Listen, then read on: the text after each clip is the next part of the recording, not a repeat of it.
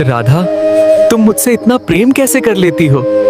आखिर तुम्हारे प्रेम में ऐसा क्या है जो मुझे भी समझ नहीं आता? यह कहानी है उस अवतार की जहाँ कृष्ण स्वयं भक्त बनकर आए थे। कहते हैं कलयुग में जब धर्म केवल दिखावा बनता जा रहा था, तब बंगाल के नवद्वीप में एक दिव्य बालक का जन्म हुआ। उनका नाम रखा गया विश्वंभर, लेकिन लोग उन्हें प्यार से निमाई बुलाते थे क्योंकि उनका जन्म नीम के पेड़ के पास हुआ था। भक्तों के अनुसार उनके पिता जगन्नाथ मिश्र को नंद बाबा और वसुदेव का अंश माना जाता था और उनकी माता शची देवी को यशोदा मैया का स्वरूप। कहते हैं जन्म के कुछ समय बाद ही जब जगन्नाथ मिश्र ने उनकी कुंडली देखी तो वो समझ गए कि यह कोई साधारण बालक नहीं है। उस कुंडली में लिखा था, यह बालक पूरी दुनिया में हरि नाम का प्रकाश फैलाएगा। बचपन में निमाई इतने बड़े विद्वान बने कि बड़े बड़े पंडित भी उनसे शास्त्रार्थ में हार जाते थे। लेकिन फिर एक दिन सब कुछ बदल गया। निमाई का हृदय कृष्ण प्रेम में डूबने लगा। वो सड़कों पर निकल पड़े, हरे कृष्ण का संकीर्तन करते हुए। धीरे धीरे हजारों लोग उनके साथ जुड़ते चले गए। कहा जाता है उनके हरि नाम में इतनी शक्ति थी कि लोग रोते रोते भक्ति में डूब जाते थे। फिर केवल 24 वर्ष की आयु में निमाई ने संन्यास लेने का निर्णय कर लिया और संन्यास के बाद उन्हें नया नाम मिला, श्री कृष्ण चैतन्य। चैतन्य अर्थात दिव्य चेतना, कृष्ण प्रेम से जागी हुई आत्मा। उस रात उनकी माता शची देवी और पत्नी विष्णु प्रिया देवी रोती रह गईं। लेकिन महाप्रभु ने कहा, अब मेरा जीवन केवल कृष्ण के लिए है। कहा जाता है